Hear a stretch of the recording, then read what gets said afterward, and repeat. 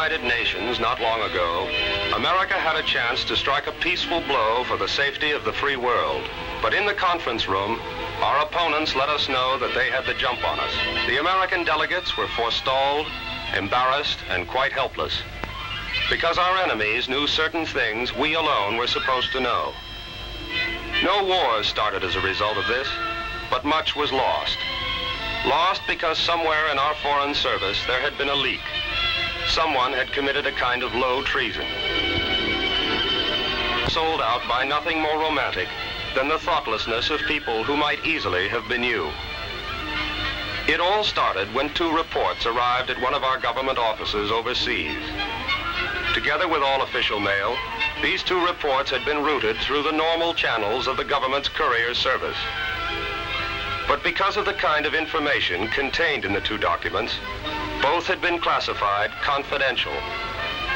Bearing that classification, they were given very special handling. When they traveled between foreign service installations, they were carried under seal by American couriers who never let them out of their sight. At every point in their routing, careful track was kept of them. And at all stages of their existence, these documents were subject to security procedures and security regulations. Security is also the clearance of employees, the maintenance and supervision of special storage equipment, the disposal of classified waste, the segregation of sensitive areas. It's the guard force.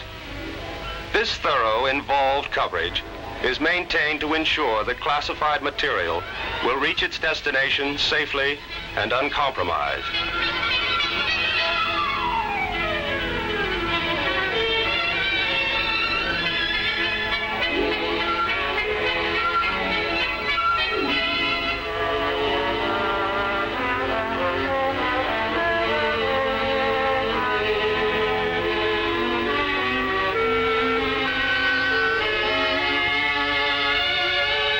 Even when the 2 reports traveled between offices in the same building, they were carried by a qualified messenger who signed for them and got a signed receipt when they were delivered. Call this man Thompson. He was neither a fool nor a traitor, but a responsible official. His secretary, Miss Williams, was a conscientious and efficient young woman. Yet while these 2 people were in possession of the confidential reports, they committed a series of blunders that made the previous safeguarding of the documents a waste of time, and their classification almost meaningless. All the effort and expense of their protection nullified in a day by the human element, by people just like you. Bear in mind that this is not what might happen, but what has happened far too often. Mr. Thompson, I'll be back in a minute. All right.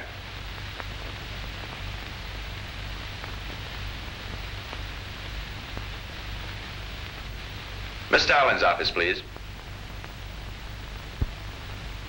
No, this can't wait. I'll go down and see him. Thank you. It was late in the afternoon, and Thompson had still a great deal of work to do. He went only a few steps down the hall to save a moment, but he left his office unattended.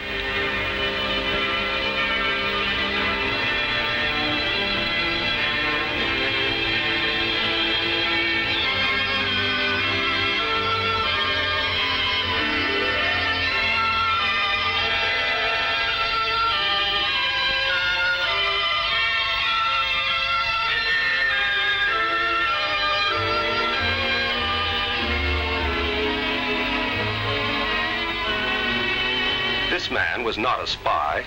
He was a legitimate visitor, there on honest business. But he was human, and he was curious.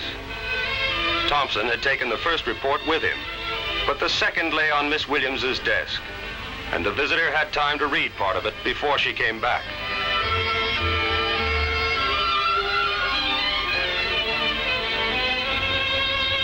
He made an appointment with her to see Thompson later in the week. He'd done nothing wrong, but he'd read what only qualified people were meant to read. Some of the information in that report is no longer confidential.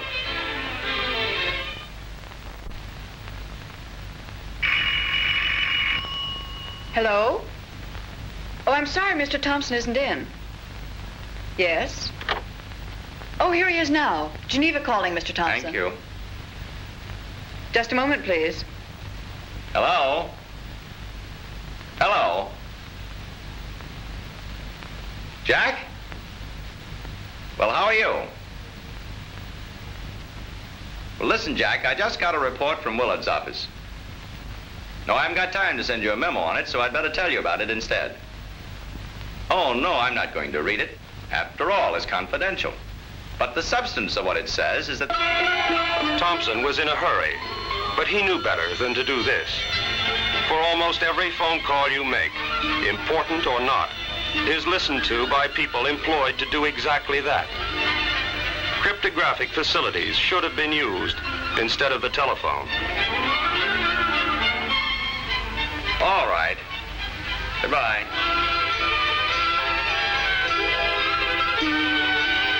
At this point, several parts of both reports were known by unauthorized persons.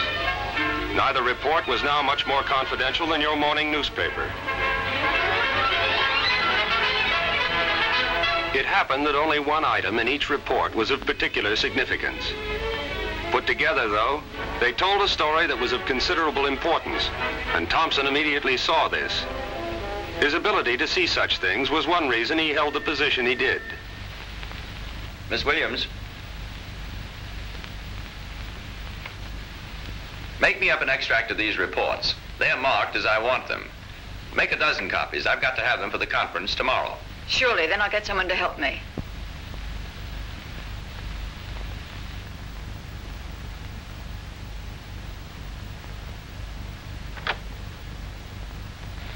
Nicole, could you help me with this typing job?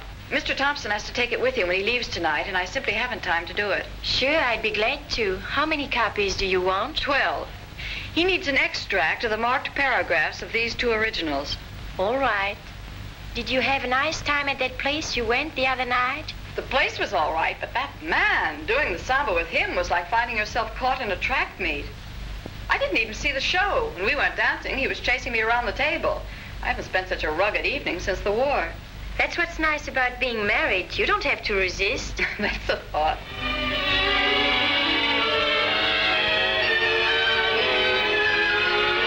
It was all right for Miss Williams to ask for help in the interests of speed. But her friend, though she may have been investigated, was not an American.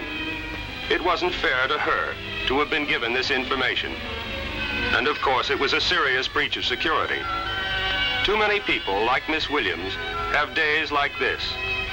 Days when there just doesn't seem time enough to be careful. Hello. Oh, there you are. I hope they're going to be all right. Oh, I'm sure they will be. Thank you very much. You're welcome. Good night. Good night. But there was time for Miss Williams to make a few more mistakes. Naturally, the foreign typist hadn't put a classification on the extract from the two reports. But it was just as confidential as they were. Miss Williams allowed it to remain unclassified. And the moment she did so, it ceased to be covered by security regulations and would no longer be protected.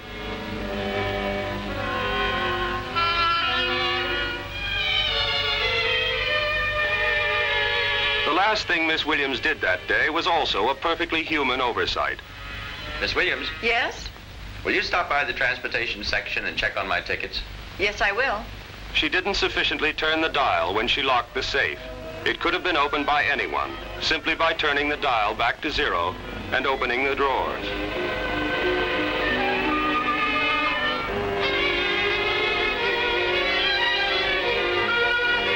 Even by working overtime, Thompson couldn't finish all he had to do to prepare for his conference in the morning. Matters were further complicated by his having a dinner engagement before his train left, where he was to meet some of his colleagues, whom he had to consult before the conference next day.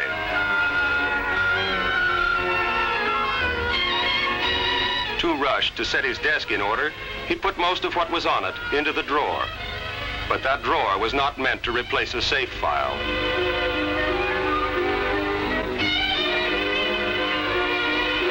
He had decided to take his remaining work with him.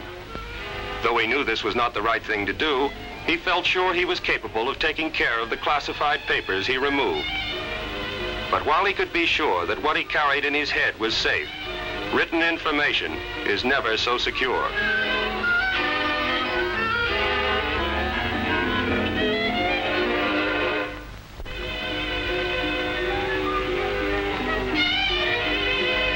He turned his keys into the guard, who kept no count of desk keys and noticed nothing wrong. Then, completely unaware that anything was not as it should be, he signed out of the building and went off to dinner, the briefcase safely in his hand.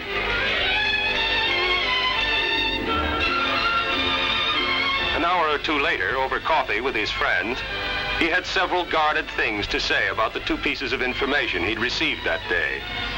His listeners were all trusted, reliable men, just as he was, except for the waiter, of course.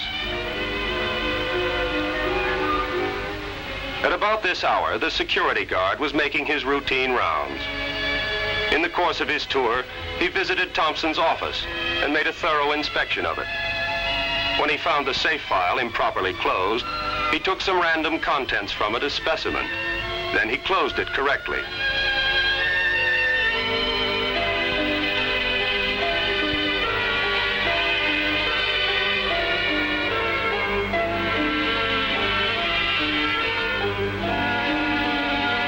He tried the drawers of Thompson's desk and found them all locked. Then, as anyone could have done, he came upon the desk key Thompson had overlooked.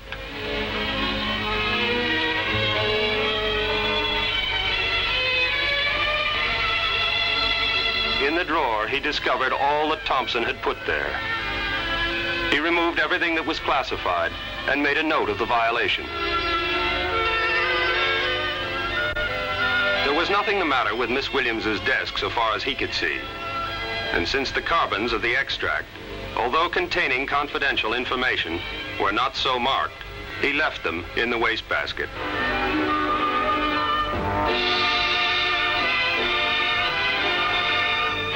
Thompson, at this point, was on his way to his train.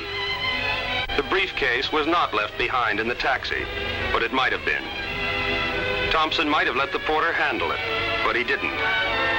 It is because of what might and what does happen that the kind of papers he was carrying must travel in the diplomatic pouch or by special messenger. But Thompson wanted to work on them in the privacy of his compartment. He felt that though he was breaking the rules, it was for a good reason.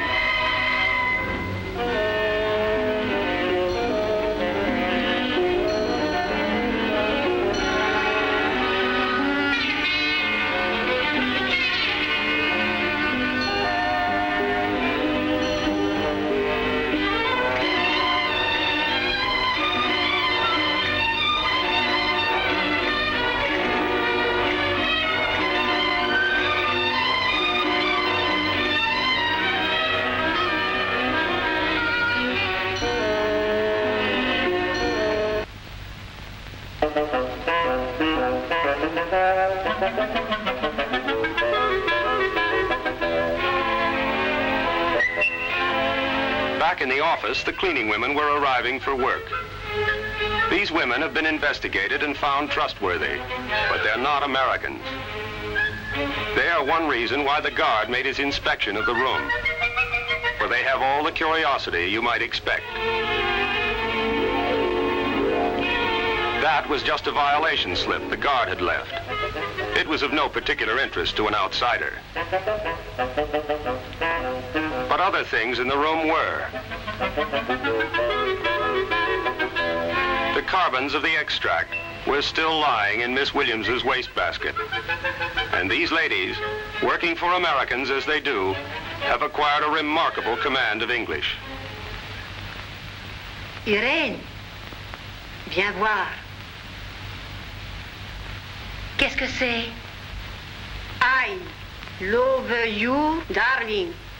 You are so beautiful.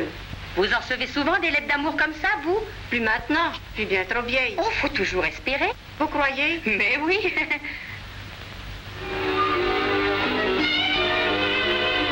On the train, Thompson finally ended his long day's work a few hours later with one last blunder.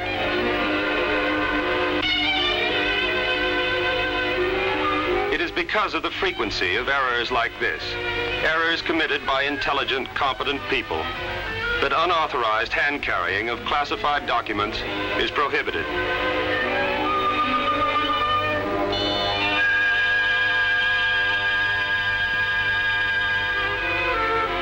When Miss Williams arrived at the office the next morning, she expected only to be a bit less busy with Thompson out of town.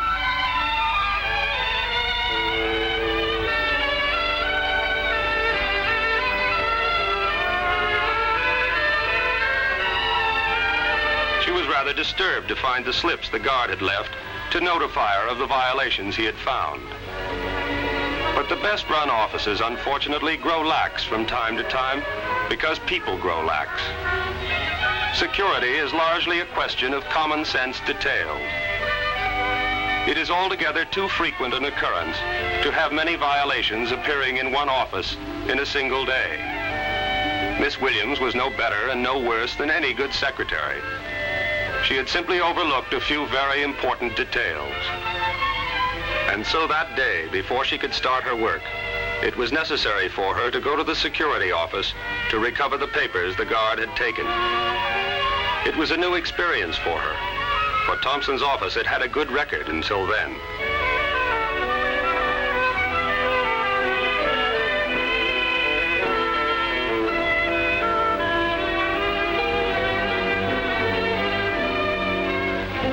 The security officer had some questions to ask her and a few comments to make.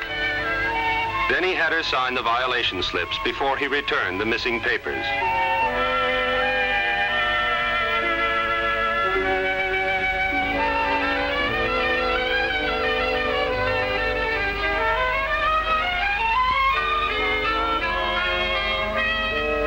Miss Williams went back to spend a busy morning setting her office to rights.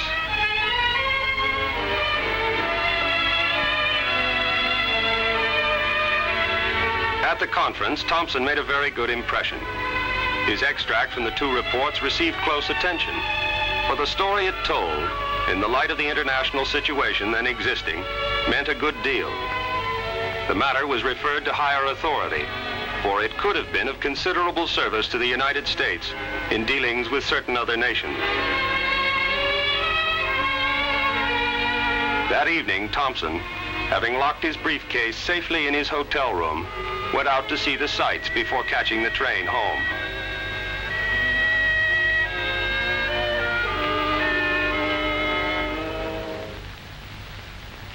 Hello, Miss Williams. Welcome back. Did you have a pleasant trip? Yes. Pretty successful, all told. Anything happen while I was gone? Oh, nothing in particular. Except that we got a couple of violation slips. Security violations? What in the world for? Well, the file safe wasn't locked and you left some confidential things on your desk. I couldn't have. But you did. Well, I suppose these security boys know what they're doing. But it seems to me they're trying to make mountains out of molehills. Well, I guess we'd better get things straightened up around here. They straightened out their office, reclassifying what had been unintentionally declassified, filing papers where they belonged, attending to all the details which make up day-to-day security. The office was once again a secure one, and they agreed to take every possible precaution to keep it that way. But it was far too late. The significance Thompson had found in the two pieces of information others could find, and they did. 3 days later, the world and Thompson and Miss Williams learned that the United States had been sold out. No one would ever know exactly what had done the damage. It might have been what was overheard. It might have been what was seen, or what had fallen into unauthorized hands. A thorough investigation, however, revealed that the most likely source of the leak was Thompson's office. Thompson and Miss Williams were shocked to learn the consequences of their carelessness, but it was too late. The ambassador called them both in and spoke to them about the incident. As he pointed out, security had not failed. What it could prevent, it had prevented.